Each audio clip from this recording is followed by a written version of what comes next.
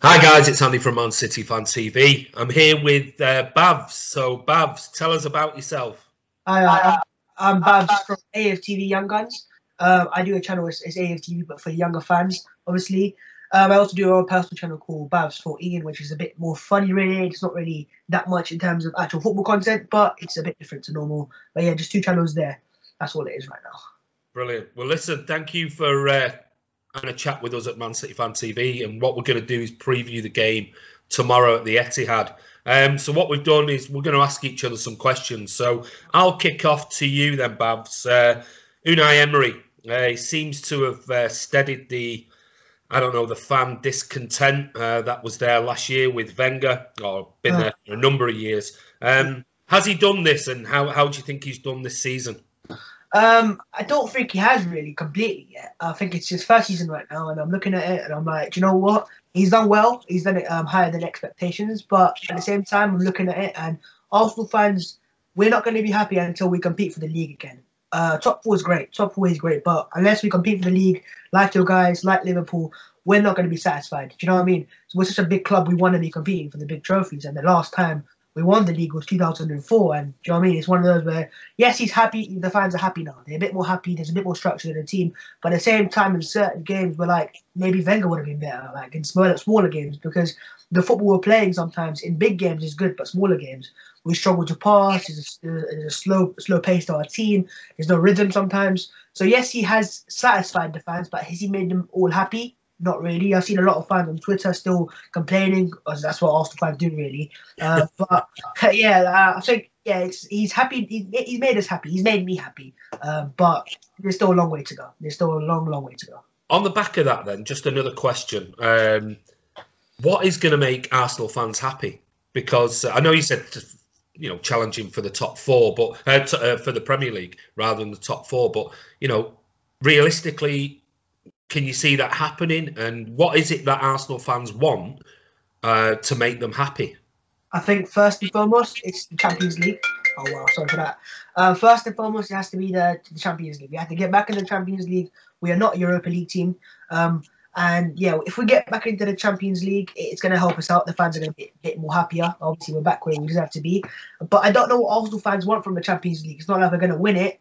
We usually get battered in it quite a lot, so maybe you want to get battered a bit more. I don't know. I think the Arsenal fans want the Champions League back, into the Champions League, and then slowly progress into the Premier League title race, like Liverpool have. Literally the copy of Liverpool. They started off pretty poor, like us, 6th place, 5th place, moved onwards to 4th and 3rd, and now competing at first top of the league. So that's what Arsenal wants to do, really. It's challenge for the league. That's the main asset. So that basically that means that's going to take 3-4 years. It is, and Arsenal fans need to be patient, but we're not patient. As we're Arsenal fans, we always want to be the best team. Do you know what I mean? We're Arsenal. It's not like we're a smaller club. Respects like an Everton. Do you know what I mean? We're Arsenal Football Club, and we haven't competed for a league for, like, I would say, good 5 years now, right? So, and the thing is, we've got money there. It's not like we have no money. And obviously, we have this self-sustained model where we're going to have to deal with it. But Liverpool also done the same thing. They brought in Coutinho, sold it for mass profit, and you don't see them complaining now. So maybe Arsenal fans, yeah, we need a bit more patient at the same time. Yeah, I see why Arsenal fans are frustrated, man. Some Arsenal fans have been going for Arsenal for ages right now, paying season tickets that are most expensive in the league. Like, I've heard a Man City season ticket costs around £300, £200. An Arsenal one costs upwards of £1,000. So if you're paying that much money to watch City win the league, why are Arsenal paying £1,000 to finish? Well, I think our most expensive season ticket is £30, £40 more expensive than your cheapest one. Wow, there you go. That shows you. But anyway, yeah. Okay, so your question to me then. My first question to you is, with the league looking quite unlikely at the moment, Man City and Liverpool are running away with it at the moment, would you all of a sudden just forget the league because you won it last year? Let's be honest, you don't need to win it again. Yeah, we do. Prioritize the UEFA Champions League because that is more important to you guys, in my opinion. No, I mean, this is the thing. This is the argument we have with City fans. I mean, obviously, you're of a younger generation where you've been brought up on the UEFA Champions League, and the way that the format has moved now, and 4 teams included from countries where when in my day it was the champions of the Premier League or the Division 1. They were the only teams that got through to it, which for me made it more important. So But for me, the Premier League is always the bread and butter. I understand the arguments for the Champions League, the Man City model, sort of, that takes us to another level. I totally get that, and it would be absolutely incredible if we did win it. But for me, the bread and butter is over 38 games. Who's the best team over that long period? In the Champions League, it's like any cup competition. You need a little bit of luck. We only have to look at the 2 games we played against Liverpool last season in the quarterfinals. Offsides being given when they weren't, and goals being disallowed when they weren't, and that's what happens in sort of cup competition. So for me, it'll always be the Premier League, and especially considering the season we had last season, to win back-to-back Premier Leagues shows a sign of a in a given period. It shows a sign of a very, very good team, and I think if we can do that first, that would be beneficial, and then we can move on. Once we've done that back-to-back, then go into the Champions League and go all out for the Champions League. And if we don't win it the 3rd year running, fine, fair enough, but we'll go all out for the Champions League. So I think different generations look at what is deemed success, or, we see it a lot on Twitter as well. If we don't get the Champions League this year, then it's a failure. No, not for me. Back-to-back titles, 5 points behind Liverpool, we're still in it. Okay. Obviously, as you said, I'm from a younger generation. So when I go to school, the first thing I get taught on is the Champions League, obviously. And Arsenal obviously won a lot of league titles, but it's the Champions League. So my point of view was that you've won the league a few times recently. Maybe it's time to win the Champions League once, or once and often. But yeah, I think you made a good point there. You want to be a bit more dominant in the league, make a statement like Man United did in the past. So yeah, it makes sense. Yeah. Okay. So my next question to you is, you're not left in any cup competitions now. No. Well, Europa League is a cup competition. So what's that? Europa League is a cup competition technically. Well, all right then. Okay. Yeah. Okay. I mean the major competitions. Okay. Domestic. Yeah. Okay. Yeah. Europa League. Yeah, it's still United won it. So if you didn't finish in the top 4, okay, let's say you didn't win the Europa League and you didn't finish in the top 4 this season, would you class that as a failure this season? Yes, because I think the reason why Unai Emery was brought in the first place was because he's a Europa League specialist. He's won it 3 times in 3 years with Sevilla. So I think that's the main reason why we brought Unai Emery in. And the whole point of bringing him in now, and the points of we want to sign Perisic, sign Suarez, Carrasco, these are short-term players right now at the moment. They're not some long-term young players. It's clear that Arsenal want to make it, have to make it in top 4 this year. And I'm sure if we don't make top 4 this year, it's going to hurt Stan Kroenke's pockets even more. And he's going to say then, what's going on here? How can we get back into the Champions League? Because that will be, 3 years in a row. And that, for Arsenal, we were in the Champions League for 20 years in a row. So that's what we need to get back into. And I think if we don't win the Europa League and don't make top 4, the Arsenal fans will say, okay, yes, it's the first season, but now the board, and back Unai Emery, buy some players that are going to be expensive, going to help the team out, and then get in the top 4 again. Because if you go 4 or 5 years without getting the Champions League, you can see what happened to Liverpool. They ended up finishing 8th and 7th, so we don't want that to happen to Arsenal, especially when we're paying the most expensive tickets, as I said before. So yeah, I think we need to win one of either Europa League or get top 4. It's priority. And the fact that we're not in the cups shows to me Emery doesn't really care. In the Carabao Cup, I went out to Tottenham, and he didn't really care about that, let's be honest. And the FA Cup game, I was at the game. And also a game that I don't think the players really cared about. I mean, we lost that game, obviously it's United, and it's a great history in that. But at the same day, do we have a squad to compete in the Europa League, the top 4 race, and the FA Cup? Not really. So I get why he's done that. But I think we have to win either Europa League or get top 4 for sure. Okay, fair enough. Your question to me then? My question to you is, let's just read it again. What has changed at City from last season to this season? Obviously, last year you were running away with it. Is it Liverpool, or is it that you've changed in certain ways, maybe depreciated in a way? What's changed at Manchester City? Last season, I think, was unique. Obviously, getting the 100 points was just phenomenal. I think pretty much by Christmas, early January, our competition was blown away, and we had such a lead that I think others potentially prioritised where they were getting into top 4 cup competitions, etc. This season, obviously, we've seen Liverpool improve with the the huge purchases that they've made, and identified certain areas that they needed, and have played wonderfully well. There's no doubt about it.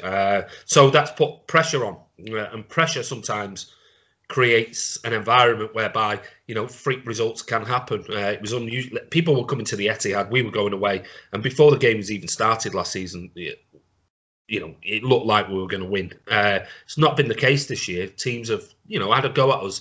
What the reasons are? Obviously, we've got David Silva another year older, Fernandinho another year older, but we've been hit this season with sort of a real problem with injuries. Vincent Kompany again is out, and looks like he's not going to be anywhere near the squad tomorrow. We've had Sergio Aguero out. We've missed Kevin De Bruyne for pretty much most of the season so far. He'd get into any team in world football, any team, and I'm including Real Madrid and Barca in that. We've had Ben Mendy again, another long-term injury, comes back, gets injured again. And I think that has impacted because our defence, we've not had the cover that's been there. Certainly at left back, we've mixed and matched with Delph and Zinchenko. We put Danilo there lately. It's still not the same. So we're missing out from an attacking point of view as well. I think it's a mixture of teams like Tottenham, Chelsea at the beginning of the season are getting better, or they were getting better. The pressure that Spurs are still putting on us, only 2 points behind. Liverpool certainly having a much bigger, in-depth squad, playing really well this season, defensively sound.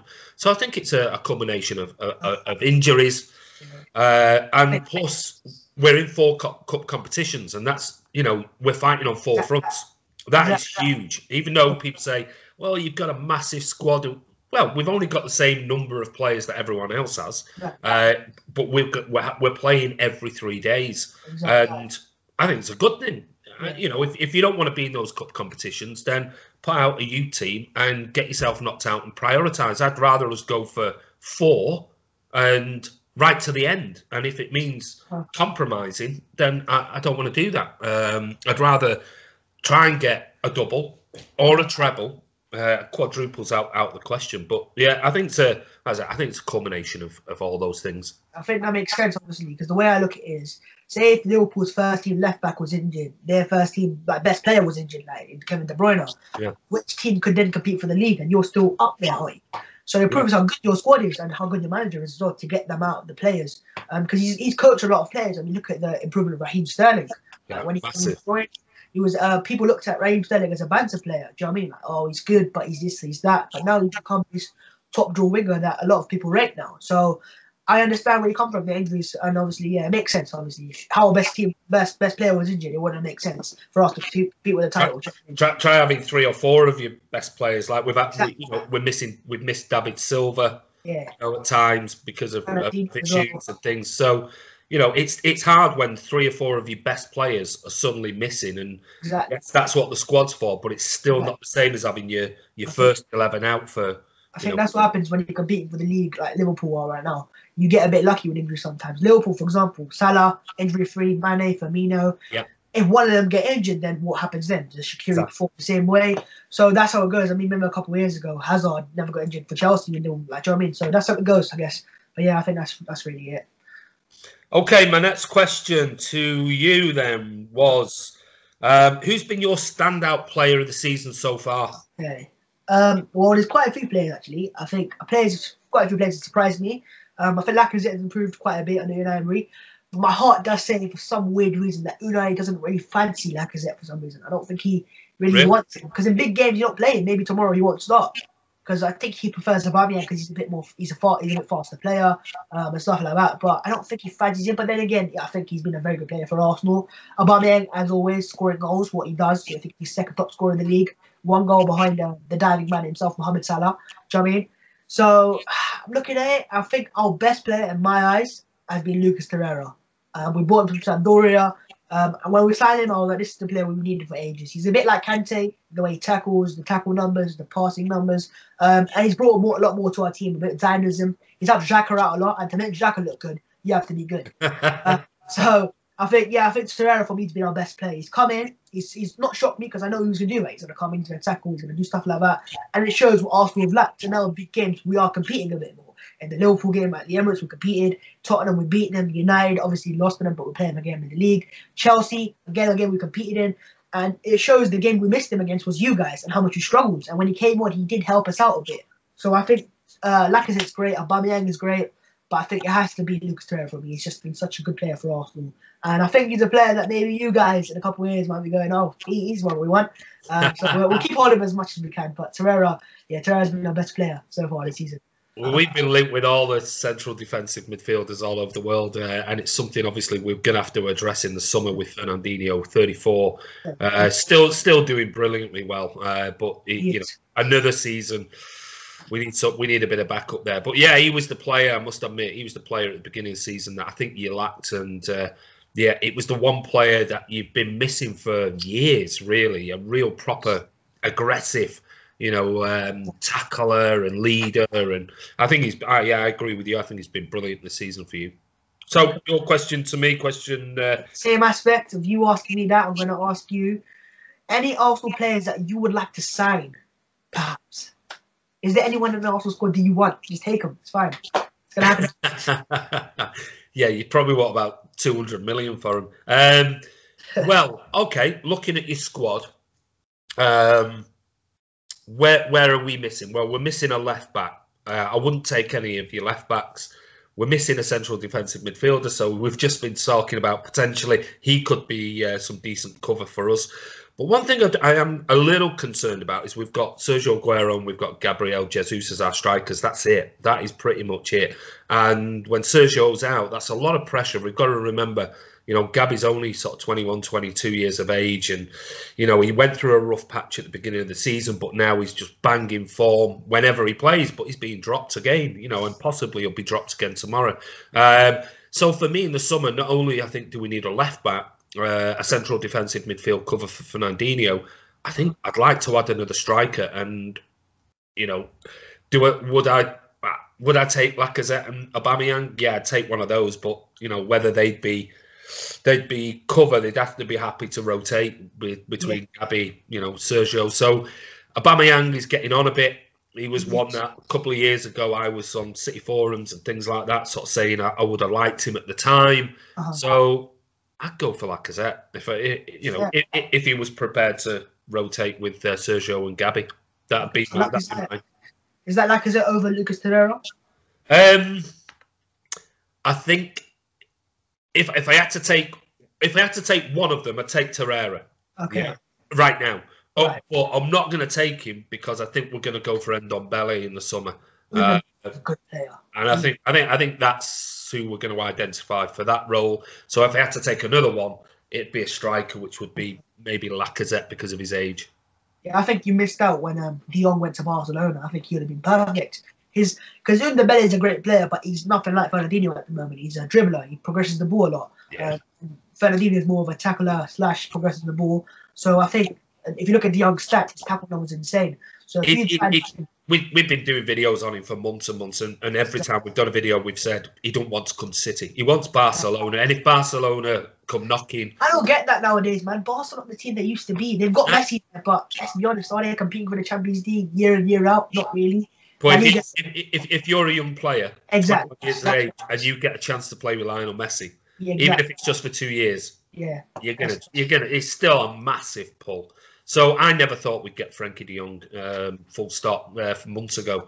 I was in Lyon for the Champions League game when we drew 2-2, and Ndombele was an absolute beast. I mean, he ran the show. He was absolutely brilliant to watch him live. So I think that's who we're going to go for. So, yeah, other than that, I'd take Torreira if we had to right now. If not, it'd probably be Lacazette maybe because he's a bit younger than Aubameyang. So my question to you then is the one back to you. If you could take one and only one, you can't take 11. If you can only take one, which Man City player would you take now at Arsenal? Oh wow, one Manchester City player. Oh good. I think I'll tell you what. Let's do it a bit differently. Forget for the future. for next season, for this season now, to the end of the season, to guarantee top 4, and let's say they could play in the Europa League for the next 4 months, you could take one player. It's scary because you've got De Bruyne, and he's the one I love so much. He's such a satisfying player to watch. The way he strikes the ball, and he's just a commanding midfielder, and he's everything I wish Mesut Ozil could be. Do you know what I mean? And he suits the three in midfield. He will help Emery out. He can press like he's done at City, and he is just by far for me the best player in the league in my eyes. So he's one obviously I was looking straight away. I want him at Arsenal, but realistically, we have midfielders there. Obviously, nowhere near as good as De Bruyne, but there's midfielders there, and defense is the issue, right? Company's injured, so I don't really want him. Stones is a good defender, but I think by far your best defender in my eyes is Laporte. And I look at him and I'm like, he's young, he's tall, he's fast, he can pass, and also for Arsenal's sake, he can play on that left side, which Arsenal don't have. Yeah. We have right-sided centre-backs, or right footers. I'm looking at him, and as much as I want Kevin De Bruyne, because our defence is so bad, it has to be Laporte at the end of the day. It has to be Laporte, because we have such bad defenders, and midfield-wise, so I think they're all right. We can get away with the midfield, Torreira and Guendouzi and Xhaka, Ramsey, Suarez is in there as well now, but we need a defender, and Laporte's the best defender. We'll take Laporte. Cheers, mate. We'll take it right now. You have to give us about 150 million for him. He's been brilliant, and we did a video the other day, and we were talking about transfer news and things like that. And he's literally the only player that Pep has gone in for, didn't get, and gone back in for again. And I think the reasons were the first time he was injured, and he wanted to make sure he was fit to prove himself. Pep rarely ever goes back once he's been refused by a player. That's it. He don't go back in for him. But he obviously really identified Laporte as the next big thing, and he's been superb this season for us. Absolutely brilliant. So yeah, but you're not having him. Tough. So your question for me. You asked me this before. I'll ask you this now. Who is your player of the season for Man City? Well, I've just named one of them, Laporte, and I'm finding it difficult because it's like anything in any season. You get periods of the season where players excel and play really, really well. And then maybe through an injury or two or a couple of games of lacking form, somebody else suddenly takes over. So if I had to take two players, and I'm going to have to take two, Aymeric Laporte is definitely up there. For the first sort of 4 months of the season, Bernardo Silva was absolutely incredible. Absolutely unbelievable. He was by far and away our best player. But consistency-wise, Laporte has been, he's been up there as well. And a couple of games, Bernardo sort of dropped off a little bit, but I think he was tired and he's had a little bit of a rest. Might come back in tomorrow. Yeah, those two players, if we had to take one and say right now, who's it been? Bernardo Silva. Only because I just think he's brilliant this season. We've already got David Silva. You got Bernardo Silva. I know. It's frightening, and that's the problem. That's the problem we've got when we look as City fans. It's so difficult to predict a team because we know if Fernandinho's fit, rested, he'll play, and then we've got three players vying for two positions ahead of him, and that's David Silva, Bernardo Silva, and Kevin De Bruyne. So it's like take your pick. For me, David Silva's the greatest Man City player I've seen since my first game was 1977, and he's still today. Colin Bell was great, but David Silva's the greatest City player I've ever seen. I mean, interestingly, he's a player that Arsenal wanted to sign before he went to City. Oh, yeah. They rejected for him as well. So he's been an absolute genius for us. And also, he probably come and get injured a lot and end up going back to Sevilla. Do you know what I mean? So he's Arsenal, but yeah, quite a player, Bernardo Silva. Do you know what I mean? But yeah, okay, cool. Let's move on then. Okay, so I think that's your team lineup. What we'll do is we'll put your team up that you've predicted for tomorrow. We'll put this up on the screen. Don't worry, it can go over the top of me. You can talk through your team and your lineup and your formation for tomorrow. So over to you. Okay, yeah. So I've done this yesterday. I did a preview for my own channel, AFTV Young Gunz. It's due to come out in 3 minutes. So, but what I said yesterday was our best formation that we play in big games. Yes, 5 at the back is great, but do we have 5 fit defenders? Not really. Do you know what I mean? So we can't really play with 5 defenders. So I've gone for a 4-1-2-1-2 diamond formation, the diamond midfield. I think with your midfield, we just need to find a way to flood that because there's so many good midfielders. And if we play 3v3, you're going to annihilate us. It might be 6 goals. That's what I can see happening. A midfield 4 can be a bit more compact. And in Torreira, Guendouzi, and Jack, I've got 3 players that are going to hold. They're good at tackling. They've got good interception numbers. They can run. And obviously, they give Xhaka some legs as well, Torreira and Guendouzi. They can also progress the ball. And overall, they will help us defend, also progress the ball. So I'm thinking a midfield 3 of them 3, with Ramsey in front of them. I want to see Dennis Suarez play. He came from the City Academy, so it would be interesting. But I'm thinking Ramsey, he's been in Arsenal for longer. He will know the systems, the formation, the tactics, the way we want to play. So I think Ramsey going from that diamond. Back 4-wise, it's quite makeshift, I'll be honest with you. What Koscielny playing from a broken jaw? Not really, but he's back, I guess. Let him go, has to be a goal because check. Remember the start of the season, he kicked it in his own net against Man City. Don't want to happen again. That's the last thing I want from Petr Cech, which I'm happy with retirement. Right back, Carl Jenkinson. Don't laugh, please don't laugh. I have to pick him because against Leroy Sané. Yeah, but I'd rather have Jenkinson against Sané than I would have Lichtsteiner. Yeah.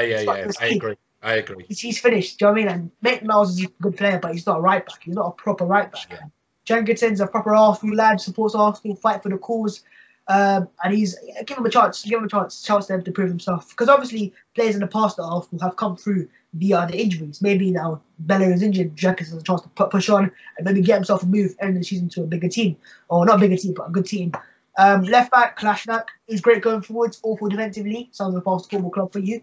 And I have to play him there. Monreal's a good defender, but Kolasinac offers a bit more going forwards. And we need that. Obviously, we lack of creativity in the midfield.